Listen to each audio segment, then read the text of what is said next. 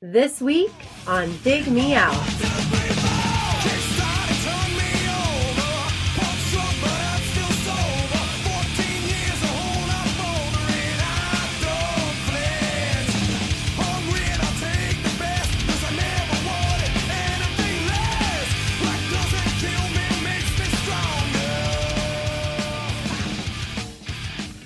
With your hosts, Jason Ziak and Tim Minichi. Jay, this week we are back with our old friend Gavin from Australia. It is a multi-year event with Gavin. Thanks to his... Gavin, you're legendary at this point. Yeah. You're a man, a myth, and a legend. Interesting. Good legends, I hope. You're responsible for this show and the amount of Australian music that we've covered. Yeah, your contribution cannot be taken lightly. I mean, there's a whole aspect of this show which has, delved into Australian music that we never would have touched. But nope.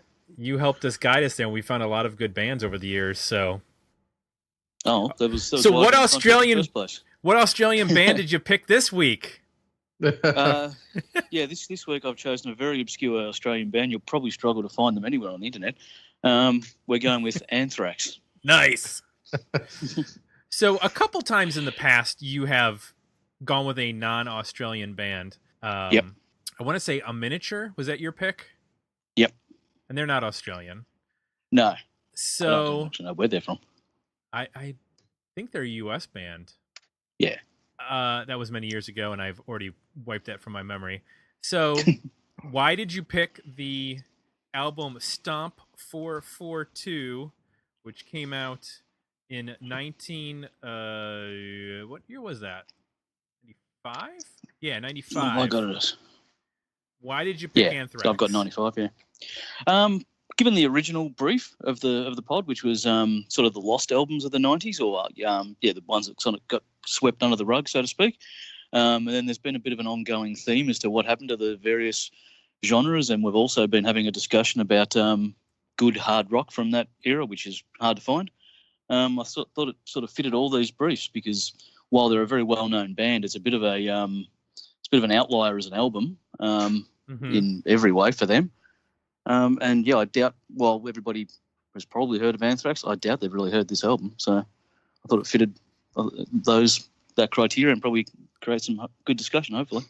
I would say it's the lesser known of the 90s Anthrax records. I think Sound of White Noise is better known. Yep. What's the one that has the collaboration with Public Enemy? Is it that album? Or is it only on the Public Enemy album? It's on a B-sides album that they did. I don't know where it originally appeared. I think it was just a single originally. Oh, okay. But that's earlier, way earlier. Yeah. That's a late 80s thing. No, it's 91. Oh, okay. Because that's on... I know that because I can rap the first verse. And if you rap the second line, though, 7 years ago, we wrote this one. Ah, busted. Tim just got owned. So I only know Anthrax because of that. I'm going to be completely honest. I've never listened to anything other than their collaboration with Public Enemy on Bring the Noise. So I'm kind of a newbie going into this. Jay, you own this record, right? Yes, I own 3 Anthrax records. I own this one, Sound of White Noise, and Worship Music. So the 3 I know Is that their pretty gospel well. record? No, that's the reunion record with Joey Belladonna. Guys, kind of walk me through this. Unlike the other thrash bands, which Anthrax is a part of, which are Metallica, Megadeth, and Slayer, those all had fairly consistent lead singers, correct? Yes. To the best of my knowledge, yeah. And Anthrax did not. They actually have changed singers a couple times. So who was the original lead singer? Well, they had one before Joey Belladonna. I don't remember his name. Oh, okay. And then Joey, and then John Bush came in 92, 93? Yeah, for the White Noise album, yeah. And is he still the lead singer, or have they changed back to... No, they went back to Joey Belladonna for Worship Music, which was 2011. And they've been with him since. They've actually made 2 really good records with him. And I think they do perform with both at times as well. There's definitely an album where they alternate the singers. Well, they did. I think it's Worship Music. They originally recorded it with John Bush, and then they tried another singer, and they didn't like him, so they went back to Joey Belladonna and I guess redid all the vocals and maybe even rewrote the songs. Right. Yeah, they had a middle state there in the I guess around 2009, 10, where they were kind of lost, but they've got it back together with a classic lineup and really kicking ass. It's interesting. They've had a lot of, it seems like, lineup changes. You mentioned about having classic lineup, but like it seems like Scott Ian is both the only consistent member of the band and also, like, oddly enough, the most well known, which I think for a band of the 80s and 90s, like the guitar player who doesn't sing. Like, I understand in the case of Megadeth, because Dave Mustaine is a singer, and also the guitar player, he's, well known. Same with James Hetfield, playing guitar and singing. But with Anthrax, it's weird that he's the guitar player and the mouthpiece of the band, but not the lead singer, which is, typically the lead singer's the most well known.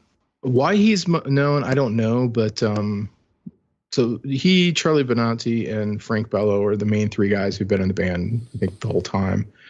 The thing that's interesting about them, we can get into when we start reviewing the record, but Charlie Benanti writes, I think, 99% of the music, and he's the drummer. He writes all the guitar riffs and all the songs. And then he obviously plays all the drums. So he's kind of the hidden secret behind what is Anthrax. So it's kind of funny, yes, that not only is Scott Ian most known, he's not the singer, and he's not writing the majority of the material either, as far as I understand. Is he the lead guitarist or is he the rhythm guitarist? No, he's the rhythm guitarist. So he's not the lead guitarist. He's not the main songwriter. He's not the singer. You have the rhythm guitar player being the most out front person in the band. That's fascinating. Yep. Maybe they were just like, hey, we'll just give it to Scott because he's the most talkative, and then we don't have to worry about like doing interviews on VH1 and MTV. Maybe. I'll put forward a bit of a theory based on absolutely nothing. In that era, the bands tended to have like a symbol. You've got Eddie with Iron Maiden, and Anthrax had Not Man. He looks a little bit like Not Man. So maybe that was it. That's true. He is listed as being the longest member, starting in 81. So maybe he's the founder of the band. Maybe so. So this record that we're talking about, which is the 1995 album, Stomp 442, this came out on Elektra Warner.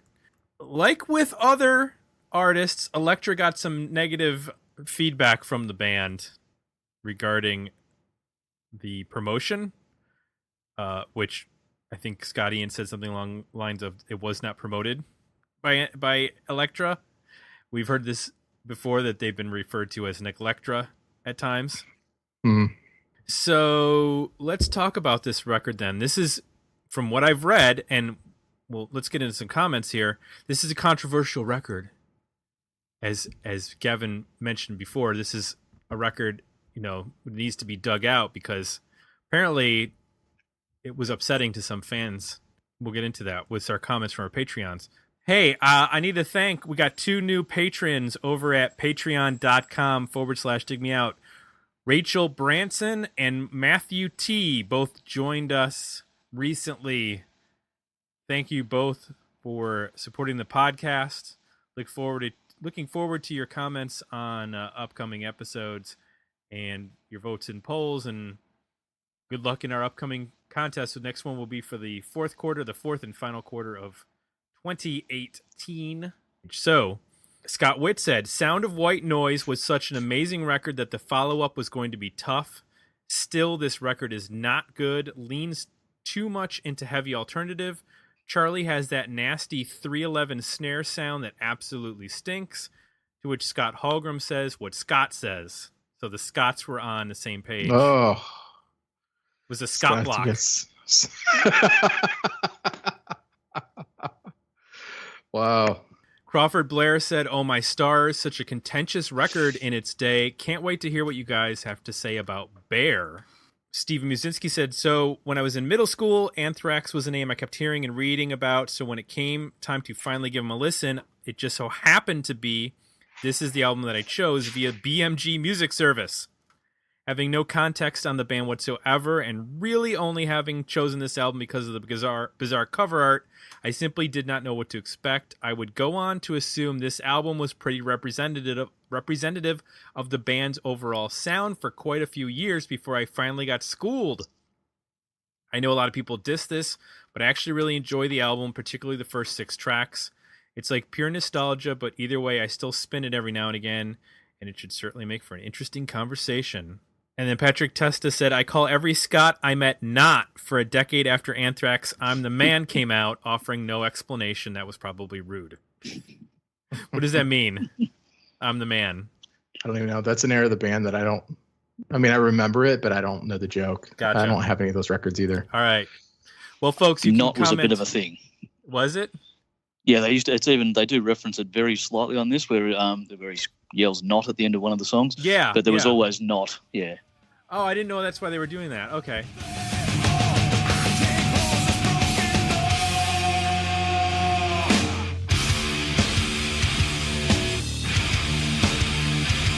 It's just the nature of the way things work. It's just the nature of the way things work. You wanna be me, but I don't give a damn. Anyone can do it, but it takes a man. Try so hard and give me a real life. Anyone can do it, but it takes a man. It's just the nature of the way things work. It's just the nature of the way things work. It's just the nature of the way things work. It's just the nature of the way things work.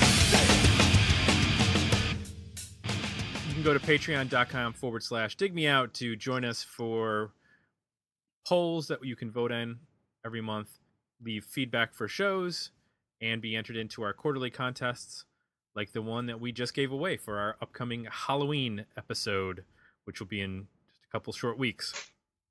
Well, they won't be short weeks. They'll just be normal weeks. I'm not going to lie. I have no control over the length of weeks.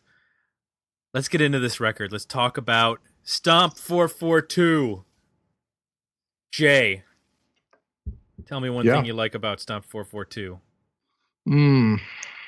I like a lot about this record. I love the riffs. I haven't listened to this in a long time, so I own this record, and probably haven't listened to it, since maybe the year or so after it came out. So I remembered a lot of it, which I was surprised. And what I remembered was the riffs, how well the riffs work with the drums, and how well the riffs, drums, and vocals work together to create some pretty hooky parts. Like there's sections of songs that are I found very memorable, that really came back to me. So, for a band that's this aggressive, it's not easy to do that. John Bush is a really, really strong singer. He's not super melodic. He's a little bit more gravelly. He's not a yeller or a shouter, but he's not, I guess, he doesn't have the soaring range of a Joey Belladonna. So you're not going to get like these amazing, kind of higher vocal hooks and choruses, but he strings together phrases that I think work really well with the riffs. Mm-hmm. I like the guitar tone on this record too. It's heavy, but if you listen to it close, it's very full. Like it's not compressed to the point where you just hear like buzz. You can actually make out the strings, because they do some sections too where they carry the spirit over from Sound of White Noise, where they'll get out of the chuggy, palm muted kind of thing, and they'll do more like open chord sounds, mm-hmm. which I think is really cool. That was something that was very different on Sound of White Noise, that I kind of started to open up a whole new soundscape for them. And you can appreciate, when they go to those sections on this record, the guitar tone is actually really good in terms of it just doesn't turn into this wash of noise. It actually has definition and while still being heavy. So I think it's a great, riff record with some nice hooks here and there. And I like the energy through it too. I mean, it's a little bit more, I guess, alt rocky. So it's not like mosh fest the whole time. I think maybe In a Zone is the one song that's a straight up old school thrash kind of feel.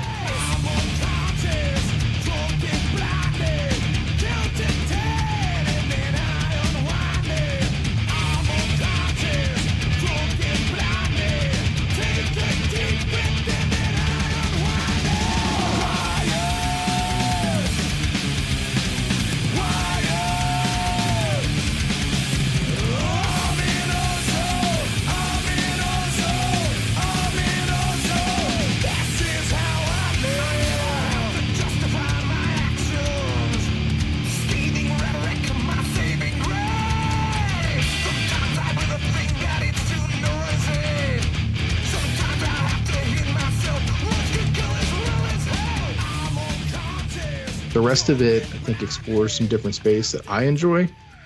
I'm curious to know what you guys think. Well, having gone into this having no previous, Anthrax experience other than the collaboration with Public Enemy on Bring the Noise 4 years earlier, this was a unique kind of approach or going into this, a unique listening experience, because I knew that this was contentious based on reading people's comments, but I didn't have a context of what the other stuff sounded like. So I didn't listen to that other stuff. I just listened to this. And I found myself really liking it. What's funny is that probably what I like is probably what makes it contentious. It has at times like the sound of some New York post-punk hard rock, in the vein of like Helmet, if Helmet like amped it up a little bit and like unleashed their more metal side. Mm. It has that like New York sound. And I know that this is a band, unlike the other thrash bands, Megadeth, Metallica specifically, being from the West Coast, this is a New York thrash band. And it seemed like they integrated some of that sort of mid-90s New York post-hardcore, post-rock, whatever you want to call it, sound. It's not quite like Quicksand or anything like that, but it's definitely got a vibe of that sort of feel. On a song like Fueled, I listened to that and I'm like, well, if Helmet had decided they wanted to write a song for like NASCAR, like that would be the song that they would have written. Like, because that song is it just sounds like it was made for like just getting in the car and driving 200 miles an hour. And I agree with you, like the riffs are really interesting. There's a couple sort of on the latter half of the record where I feel like it's a little stockier in the riffs and they're not quite as original. They're just like, basically like 3-chord descending riffs that every metal band does. The thing that you said about the open chords, that was really interesting because like in a song like Fueled, like when they go to the chorus, they kind of like let the chord ring out and it's very not metal. It's much more just hard rock sounding. Right. Which is a really interesting and nice take on that sound. I mean, you get I don't know, I like a good chuggy riff as much as anybody, but at some point it's like you need to do something else. And right. A lot of bands get stuck in like they can only do that, so then they just do variations of that in different patterns and different intensity. It's like, come on, I love that they can, on this record and the record before, do these passages that are a little bit more white noisy, I guess, in terms of, opening the chords up, trying different progressions. So a song like Fueled, I mean, it's got a Helmet riff feel to it, but then it goes to this whole place that Helmet would never go, which I think is what makes it kind of cool. So Gavin, in revisiting this record, like, first of all, when was the last time before getting ready for the show that you actually broke this out? And how was your experience with this record changed over the years? Were you a big fan of it when it came out? Were you confused like a lot of Anthrax fans apparently were? What's your history with it? So I probably listened to it every 6 months or so since I've had it, and I got it at the time. I wasn't a huge Anthrax fan prior to this. I had Among the Living and the Bring the Noise and those kind of things, but I wasn't a hardcore Anthrax person. So I think the single, I think Random Acts of Senseless Violence might have been got on the radio or something like that I heard and I liked it. So yeah, for me, well, to go about your contention thing, I think what that basically is for everybody is the gap between, is this a good album or is this a good Anthrax album? And I think the first question's pretty simple. This is a really good hard album, which was difficult to find at the time. I think the contention is it an Anthrax album? Because typically, or prior to this, of those bands, all those bands were very earnest, and Anthrax were the only ones who were kind of having a bit of fun with it. They're the only ones who probably realised that grown men singing about, whatever Megadeth sings about was just a bit funny, or a bit silly, and so they kind of poked fun at that with what they did and how they dressed and all the rest of it. So, and this doesn't. This is a very earnest album compared to what they've done previously. There's even, somebody mentioned the song Bear. There's a ballad on this album. They do not do ballads. Yeah. They have a song. They have a song called, well, it's backwards, but Nice Fucking Ballad, in which the love interest gets killed at the end of the song by a truck. That's how much they enjoy ballads up until this point. Mm-hmm. So, yeah, but I guess at the time, so 95, we had the grunge thing had taken off, but every band that we'd had previously to that, all the hard rock bands, had all either sort of disappeared or didn't know what to do, or they'd tried to become grunge bands and they were terrible at it, or they went to the screaming vocal. Like Pantera went way up way higher up the fire trails with how heavy they became. Mm-hmm. Skid Row tried to do it, and with a little bit of success. And these guys, I guess, this is their attempt to go, okay, how do we even fit into this anymore? Because we can't be what we were because nobody wants what we were. Mm-hmm. We don't really fit as a grunge band, even though, let's just say there's little nods here and there on this one. White Noise, to me, was them delving ever so slightly into a sort of an industrial sound. And so they're trying to figure out where they are. And then I don't know why they were swapping singers. So there's obviously dramas there as well. So, yeah, I don't know if that answers your question on it. The singles for this were Fueled and Nothing. Okay. I remember Random Acts of Senseless Violence for some reason too. Maybe it was just because it was the album opener, but that always seemed, when I re-listened to it, I thought that was a single as well. We had an EP out here that accompanied this, which I think it was on. Might have been a tour thing or a promotional thing or something like that. That's interesting that those were the singles because, those are good songs. One song that I really enjoyed and that got stuck in my head is Perpetual Motion. That part when they're all like doing the gang vocal. I think it's like We Never Went Down. Rolling. Yeah, that is such like a perfect Yeah. That should have been a single. Yeah. Yeah. I never went down, and better still, look in my face and see your father. I'm ready to take my turn, taking the shot, yeah, I'm out. This is what keeps me rolling. Diamonds in my eyes, oceans full of pride. Can't you see I'm only human? I'm a perpetual motion, I'm rolling. Can't you see I'm only human? It sounds like a band a little bit freed, like that they're just kind of doing what they want to do. I don't get the sense in listening to this that they were trying to adhere to some sort of, the bands are grungier now, we got to make a grungier record. It just sounds like a band that was like, maybe they just wanted to try something different. You know what I mean? Yeah. Like, I think they're very successful at it, for the most part. I don't think there's a bad song on the record. There's a couple songs where like I said, I think there's like a few riffs where I'm like, that's not the most inventive riff I've ever heard. But a lot of the record just sounds like they're having fun, like with Perpetual Motion and the chorus and that song. It doesn't sound tired. Whereas when you heard like some of the other bands that tried to make grunge records, they keyed in on the wrong thing, whereas they tried to make like these like dirgy kind of like depressing sounding records, and this is a lot of fun because they keep the tempo for the most part up tempo. It just sounds like a blast. Like I said, it sounds like a fast driving car, and you just want to like keep the pedal down. We should talk about that ballad though. Well, I wanted to talk about Nothing real quick because that was the second single. Sure. And I think that's maybe my favorite song on the record in that it doesn't sound like, I don't think it sounds very 90s at all.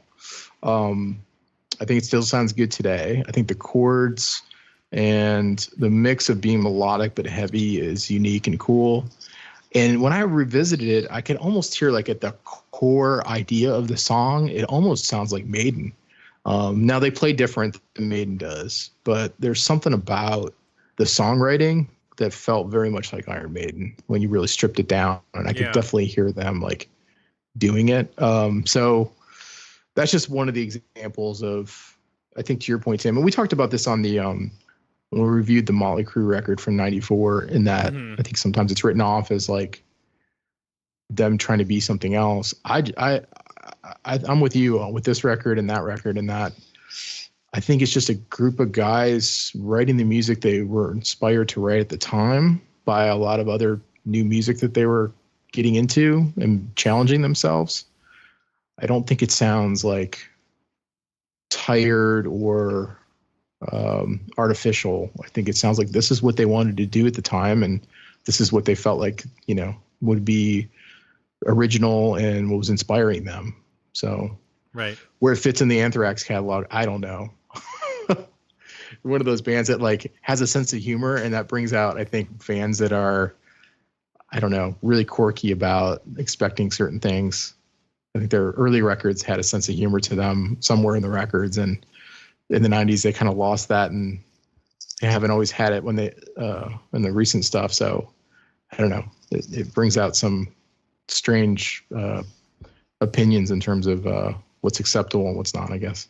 Right. That's, I don't know anything about that sense of humor stuff. Like, I don't get a sense of humor. I get a sense of joy and release in some of the performance here, but I don't get like, it's not like goofy. Well, that's what I'm saying. Like their early records, like Kevin was saying, there'd be a song or two or some reference or something that was kind of trying to take the piss out of, you know, metal taking itself seriously. Gotcha. Where this record is not doing that. There's no notion of that here. Their older stuff, like a song like "I Am the Law," is about Judge Dredd way before that was a movie, when it was just a comic book, you know, years and years earlier. So that was where their themes were coming from, more those kind of things, rather than, you know, the devil like everybody else was singing about. Yeah. Yeah, I think I've gotten the impression from seeing Scott Ian in interviews that he's kind of a comic book nerd. And so it would make sense that he would be singing about more, you know, not serious or feigned serious topics like the devil or whatever you want to insert there. That Maiden reference, though, now that you mention that, like when I listen to Bush's vocals on that song, I can hear that influence. Like it's less biker rock and more British heavy metal rock there. Yeah, and he was a singer for Armored Saint, which is an LA band that was on the sort of forefront of new wave of heavy metal, but they were kind of influenced by the British bands early on in the early 80s, and then they were quickly, you know, coming up with their version of that. So they were right there with Judas Priest and Maiden as that broke, and they were like one of the first American bands to kind of push that sound. So he was the singer in that band. So he definitely has heritage in that. That's interesting, because he's really not that kind of singer. No, not on this. Not on the Anthrax stuff. Yeah.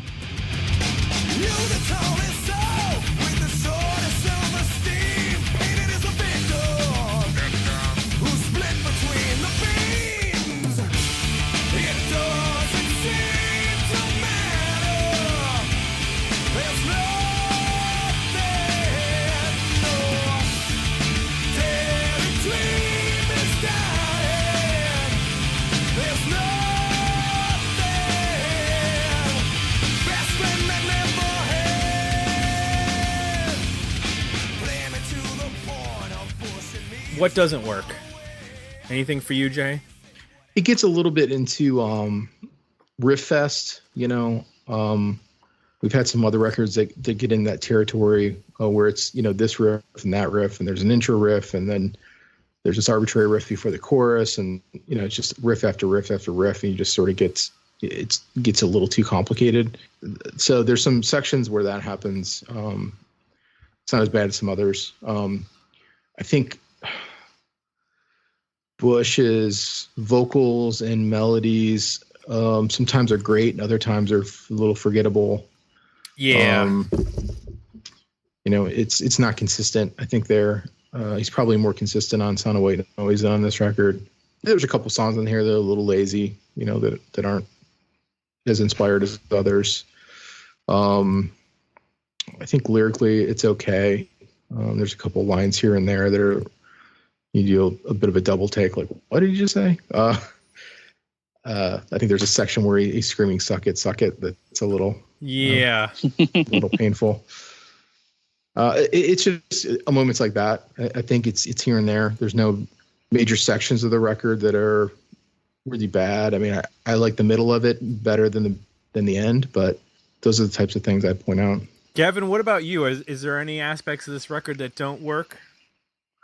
The only thing I would say that doesn't work is it an Anthrax record? That's the thing. This is a great hard rock record, but it could have been done by a band you'd never heard of. Like you said, it could have been a Helmet's attempt at that. So, you know, so what could they have done that was more like what they had done previously? So as we still had that band kicking around as well, you know, and using the ballad again, which I assume will be covered in Power Ballads Volume 2. And because it's a pretty decent ballad, I think, as far as these songs go. But, you know, did we want Anthrax doing one? Probably not. So, yeah, no, otherwise, yeah, I got the riffing this time because, you know, obviously, especially with the extra week, I've really noticed just playing it in the car how much sort of chugging riffery there is on this. And, yeah, I didn't notice that suck it vocal, but now you say it, yeah, I definitely have the windows up if I'm singing along to that. Well, let's talk about Bear a little bit. Yeah. I'm with you, Gavin. I think it's a fine enough song. Should it be on an Anthrax record? Boy, I'd like to believe that, you know, bands like this can at least, you know, I mean, Sabbath did it with Planet Caravan. You know, it's happened. Maybe they should have went a little bit more like psychedelic or something. But my only issue with the song really is I think he's struggling to find his voice in it. His vocals are very strong the rest of the record. In fact, there's some choruses or hooks on this record. He just wills through pure might of his vocal ability. This one, he sounds a little lost in terms of what to do. I don't know. He sounds a little off key or something. Like there's just not something quite right. He like warbles and like trying to nail the note in some. It's like, yeah. He does that a lot. I'm like, am my ears broken? Because man, that sounds like somebody who's like not finding the note. Leaving questions in my head. Find the space that was left bare. An empty space I gladly share.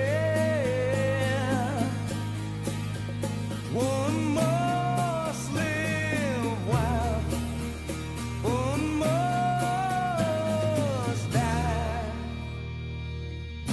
Combine paid up for so many. Unsure if I really want to shed a tear. yeah. I think it picks up in the second half when it sort of speeds up a little bit and gets a bit heavier. Yes. I think that bit's better than the first half. To your point, I would disqualify this as a power ballad because they go to a double time at the end of the song, which takes it out of the ballad territory. Uh-huh. So that's the faux pas of of balladry, power balladry, Available on Amazon. Power ballads. both in paperback Tim and Minetti. Kindle. Power Ballads Volume 2 coming in 2023. And this song does have the percussion stuff in it, and Yep. listening to the way the guitars are tracked, it sounds awful like they started off trying to write a Planet Caravan, and then when John Bush started singing, then it went in a different direction and kind of ended up what it was. But I wouldn't be surprised if that wasn't what they were trying to do. A little more experimental, and it got more safe when they got along. Yep. Yeah. Yeah, I agree. I mean, I think this is a really strong record. I think there are some melodies on the weaker songs. I'm not a fan of like American Pompeii. I don't find that to be a real compelling song, and I think it drags down that area. It's 5.5 minutes, which is easily the longest song besides Bear. So, that one to me is one that could have used a trim, or there's some interesting stuff on like Tester. But again, it's got that like chugging that like you were mentioning, Jay, that's like they do some other cool stuff with like those the like yeah. There are some very cool second and third guitar parts on this record that I'd never heard them before. It's Charlie Benante. He played those parts. Yeah. So I'm learning that Charlie Benante is a hell of a multi-instrumentalist. Yeah. He's pretty much the band. But I don't have a lot of complaints. I thought it was, I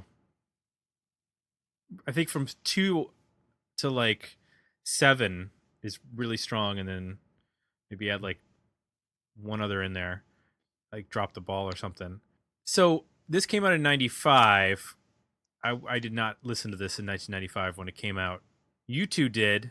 I don't remember seeing the video. I'm assuming this was on like MTV's Headbangers Ball when it came out, or did they try to go with like Alternative Nation or something? Oh boy, I don't remember. I remember Sound of White Noise getting a lot of hype. I remember the videos for that. I don't remember this much in terms of videos or commercially what it did. Do you remember anything, Gavin? No, but we didn't really have MTV in that, like in the way that you guys had it. Anthrax for me around this era probably more in like skateboard or surfing videos, in the the music in the background of those. White Noise definitely was a big on that, and it was one off the previous album, Time Ticking in My Head, whatever that was called. Persistence of Time. So those songs sort of, and that's more where I was hearing this. I'm not a big watcher of music, if that makes sense. Anyway, that makes sense. I remember the album cover. Like I remember that this album, when we were in college radio, there was a metal show, and metal had its own stacks, and I remember this album being in there, and I don't remember making it into rotation for regular alternative, but I know that the metal folks played it. So, and I've seen this album cover over and over again, probably because it's the guy's name, Storm Thorgerson. Yep. It's one of his. Yep. Right. He's the legend. Yes. Many Catherine Will records. And Pink Floyd, and he's a good Google. Go Google his name, and you'll be amazed how many amazing album covers that he's done. Right. Well, the other thing about the cover, again, because this was a bit of a confused album and a confused time for this kind of music, is this is the only time they haven't used the logo. So there's just a typeface for the Anthrax on this one, whereas every other album has. So I think that sort of shows what you were saying earlier about just being free of the past rather than the present, I think. But also a bit of confusion. Okay, now we've freed ourselves of that. What are we? Yeah, that's a great point. I hadn't realized that before. And that was something that happened in the 90s, is a lot of bands from the 80s that were making records in the 90s, like at some point, like tried to shed their logos or identities or reinvent them. Yeah. because grunge sort of introduced the fact that being a brand or being important was not important. Yeah. Right. Whereas prior to that, your brand was your T-shirt. It was it was everything. Right. Very true. Worthy album, better EP, decent single. Jay, what do you say? I think it's a worthy album. Yeah, I again, I'm with Gavin. I think it's a really solid hard rock metal record, regardless of who did it. If you kind of forget the legacy of the band, just listen to it for what it is. I think it's really strong. I will agree with you. I think it's a worthy record. I'm at about, I think, 8 songs on this. So, and there are bonus tracks for various reissues, which includes a Kiss cover that's pretty good. Did you hear that, Jay? Did you hear that Kiss cover? Yes, I've heard that one in the past. They've covered Kiss a couple times. Well, Scott Ian's a huge Kiss nerd. Yeah. So I'm not surprised. And of course, Gavin, I'm assuming this is a worthy record for you. Yeah, absolutely. And every time I come back to it, it never sort of lets me down. There's quite a lot of other ones still. While I still love them, they sound aged. This doesn't sound aged at all to me. So I think it's a great hard rock album. I do lean towards is this even a metal album? Because Anthrax is a metal band. I don't really consider this metal, but I think, as I said to you the other week, when you start listening to it and you listen to those riffs, and the riffs are very Pantera, and then we went back and saw who was playing it, and of course they are. It's Dimebag. Yep, he's on a couple songs. Yeah, So one thing we didn't address, I want to bring up. Scott Witt mentioned the nasty 311 snare. I did not pick up on that the way I have with other records. Yeah, no, it's a different sound. Not to be persnickety about those snare sounds, but it's a different sound. I mean, I could see people not liking it, but the 311 sound is not only is it high pitch, but it has this awful ring to it. Right. It hits and then it goes. This is a much more sharper, more compressed sound. But I mean, I can see how people wouldn't like it. Gotcha. It's not for everybody. I'm always interested at the bands people manage to reference on your show. When they sort of say, "Oh, this reminds me of that," or "I hate this bit because it reminds me of that," and generally we tend to find our way to Weezer at some point. I certainly didn't expect to find them here, but I didn't expect to find 311 either. We try. I think you made a good point though there. I think this is a hard rock record, not a metal record, which is probably where it. No, I think that's legit. Yeah, I think it's funny just how the bar on metal has seemed to move. Right. I think in 1995 this would have been a metal record. I could see now music's gotten their bands are so much heavier than this, but right. I mean, I think I can buy it. There's a couple double kick parts, but well, there's more than a couple. But I think what's metal to you is also depends on how much metal you listen to. Yeah. If you play this to the man in the street, this is metal and heavy, but if you play it to someone who listens to a lot of metal, no, this is rock. So right. Yeah. If they're listening to Swedish death metal, they're like, "What is that?" Well, Silly boy music. Abundantly clear about 5 minutes into our metal in the 90s episode that we did. I think Tim and I, at least I'll say I was going more for a hard rock references, and I think our guests were true metal fans, and we're questioning at least my credibility. Why were we there? Yeah. All right, I want to remind everyone you can go to iTunes. You can leave us some positive feedback if you so choose, and helps us over there at the rankings of what have you. And is there anything else, Jay, that we need to remind people of? Is the Dig Me Out Radio still going? No. Okay. It might come back, but scratch that. We don't know. But if you would like to help us make it a reality, you can go to Patreon, and if we hit the $500 goal, we will make Dig Me Out Radio a reality, 24/7, programmed around the music you hear on the show. Yes. All your favorite songs from all your favorite episodes.